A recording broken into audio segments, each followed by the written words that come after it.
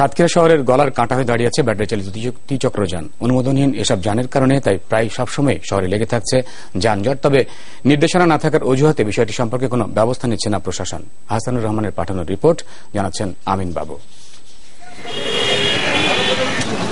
একসময় সাতক্ষীরা শহরের অলিগুলি যেখানে প্যাডেল চালিত রিকশার দখলে থাকত, আজ সেই জায়গা দখলে নিয়েছে ভ্যান আর ব্যাটারি চালিত ত্রিচক্রযান। দিনরাত এসব বাহনের ব্যস্ততা পৌর এলাকার যান চলাচলে এনেছে বিশৃঙ্খলা। পৌরসভার হিসাবে প্রায় 10,000 রিকশা ও ভ্যান চলছে শহরের ভেতরে বাইরে। এসব যানবাহন সড়কের বেশিরভাগ অংশ দখল করে চলায় যানজট পোহাতে হচ্ছে পৌরবাসীকে। ভ্যান বেড়ে গেছে, যার কারণে অনেক ছোট ছোট অ্যাক্সিডেন্ট হচ্ছে।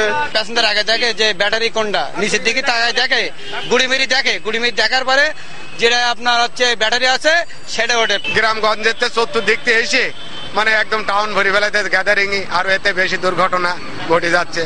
মোটর চালিত এসব বাহন নিয়ন্ত্রণে ট্রাফিক পুলিশের সদস্যদের হিমশিম খেতে হচ্ছে।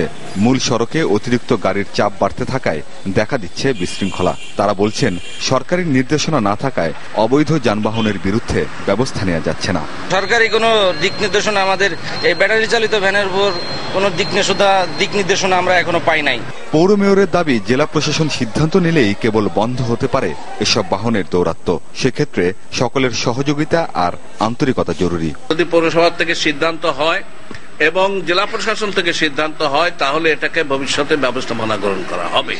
পৌরসভার হিসাবে উপজেলা সদর থেকে সাতক্ষীরা শহরে প্রতিদিন 10 থেকে 12,000 মানুষ আসেন বিভিন্ন প্রয়োজনে। এছাড়া ভাসমান মানুষের সংখ্যাও বাড়ছে আশঙ্কাজনক হারে। শহরের শৃঙ্খলা নিয়ন্ত্রণে যা বড় বাধা বলে মনে করেন পৌরপিতা। আমিন বাবু, যমুনা নিউজ। আগাম শীতের সবজি চাষ করে ভাগ্য